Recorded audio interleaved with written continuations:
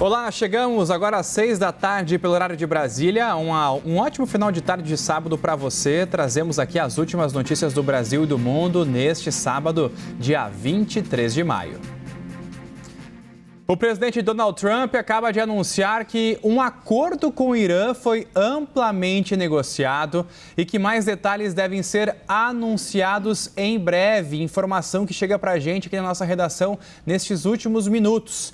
Donald Trump afirmou que teve uma excelente conversa com líderes árabes e também disse, abre aspas, um acordo já foi amplamente negociado, sujeito à finalização entre os Estados Unidos da América, a República Islâmica do Irã e os diversos outros países mencionados, fecha aspas.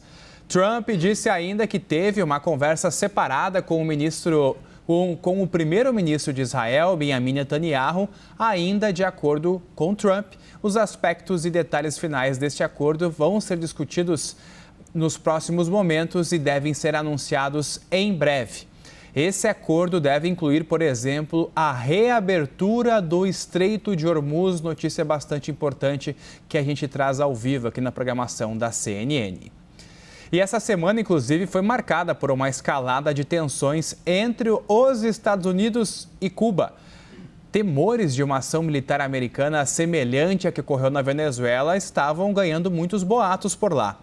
A CNN, o analista de política internacional e PhD pela New School de Nova York, Felipe Ramos, explicou como o contexto cubano é diferente do venezuelano e como isso pesa no cálculo de Donald Trump.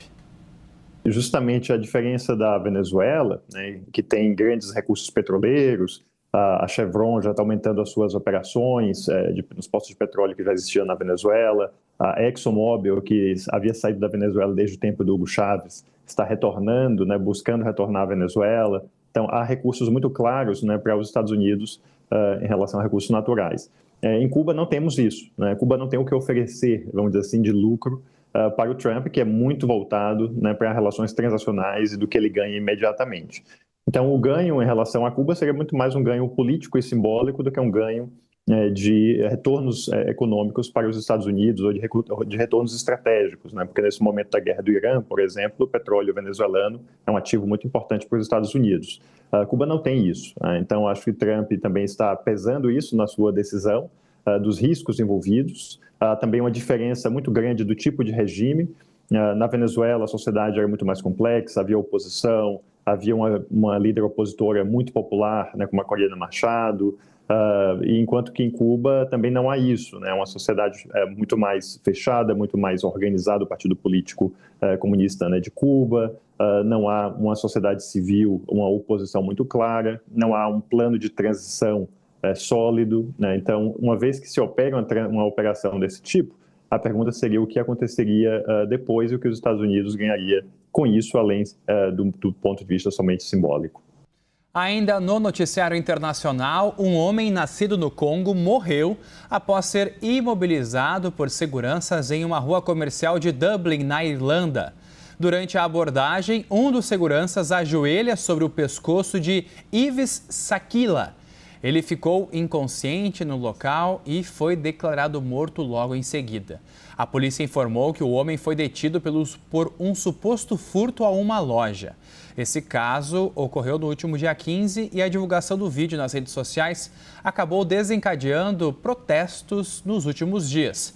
Centenas de pessoas se reuniram em frente ao parlamento pedindo por justiça. O caso chocou o país e trouxe à tona lembranças da morte de George Floyd nos Estados Unidos em 2020. O primeiro-ministro irlandês Michael Martin pediu uma investigação completa sobre o caso. E nós mudamos de assunto para falar sobre o Brasil e para falar sobre eleições.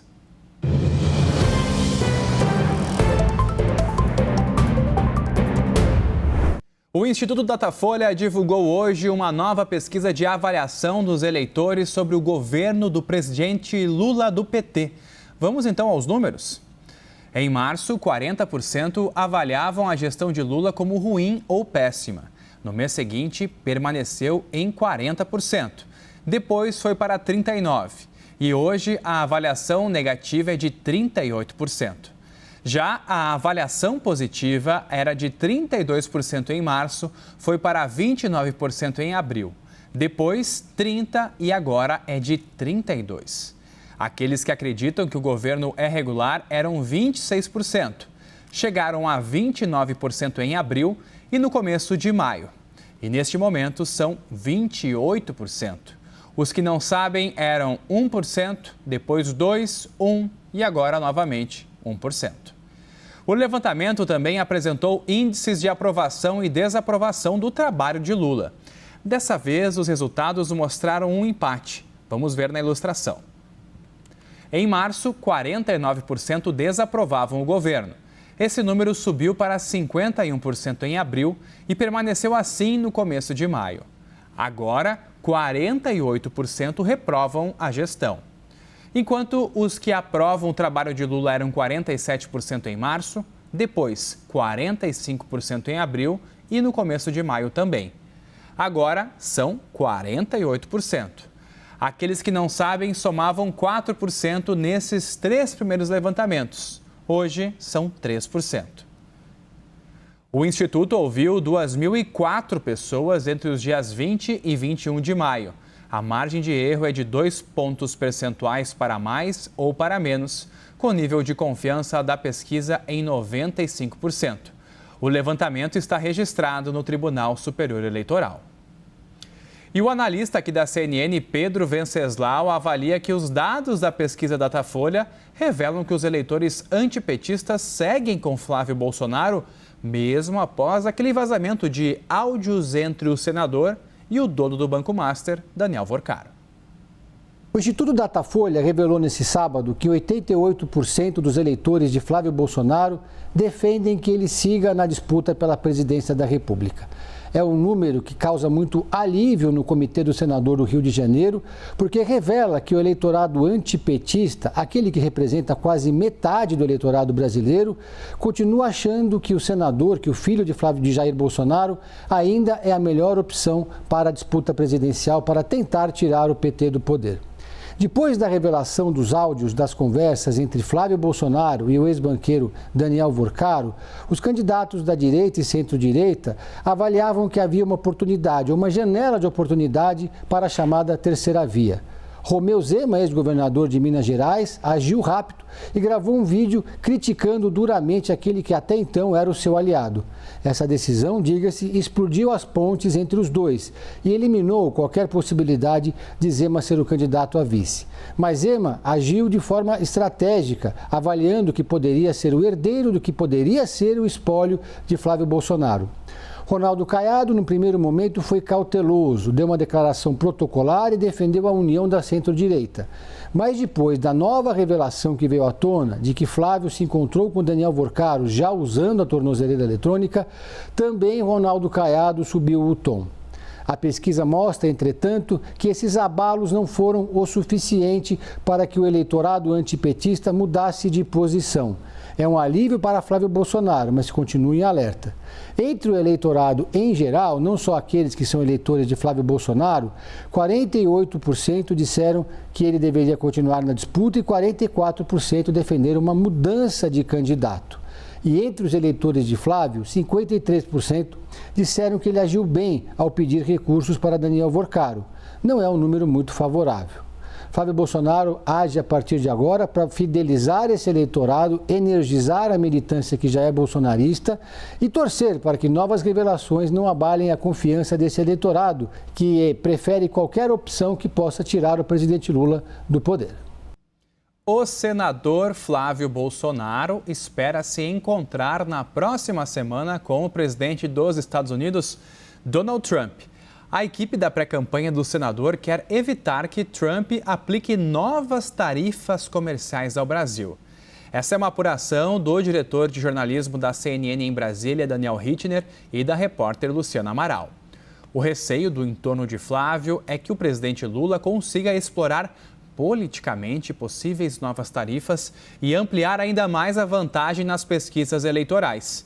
Informações de bastidores apontam que Flávio tem recebido análises e briefings sobre o assunto. Há também uma avaliação de que o tarifaço realmente causou prejuízos ao empresariado brasileiro, eleitorado que Flávio deseja atrair. Esse tema vem sendo tratado com bastante precaução.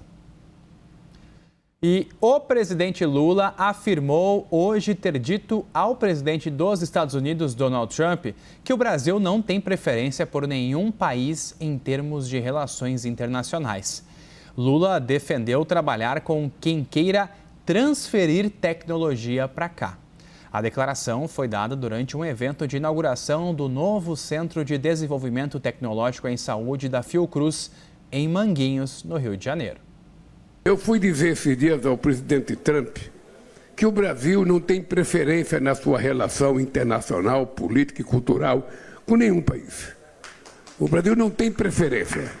O Brasil não tem preferência pela China, pelos Estados Unidos, pela Rússia, pela França, pela Inglaterra, pela Alemanha, pelo Uruguai, pelo Paraguai. Nós não temos preferência. Nós queremos trabalhar com quem queira trabalhar junto conosco e com quem queira participar da transferência de tecnologia para o nosso país. E amanhã a Caixa Econômica Federal faz um sorteio especial da Mega Sena. O concurso mais famoso do Brasil completa 30 anos e terá nesta edição um prêmio estimado de 300 milhões de reais. As apostas podem ser feitas até às 10 horas da noite de hoje. E o prêmio não vai acumular desta vez. Se não houver ganhadores na faixa principal do sorteio de amanhã, esse valor será dividido para quem acertar a segunda faixa, aquela que contempla quem acertar os 5 números. As apostas podem ser feitas em lotéricas pelo portal Loterias Caixa, também pelo aplicativo e pelo Internet Banking, no caso de correntistas do banco. A aposta simples custa R$ 6 e esse sorteio vai acontecer às 11 horas da manhã de amanhã. E vamos falar de esporte também aqui no nosso Agora CNN, porque tem campeão na Europa. O Barcelona goleou o Olympique Lyonnais por 4-0 agora há pouco e conquistou o tetracampeonato da Liga dos Campeões Feminina. O assunto é destaque no nosso site da CNN. Todos os gols da partida foram marcados no segundo tempo. Com o resultado, o Barcelona se torna a segunda equipe com mais títulos europeus ao lado do Frankfurt, da Alemanha. O maior vencedor segue sendo o próprio Olympique Lyonnais. Esse é o 4º título da equipe espanhola na temporada. E essas foram as principais notícias do momento. Você fica agora com o É Negócio e a gente volta com mais informações ao vivo às 6h45 da tarde. Pense bem, pense CNN. Até mais.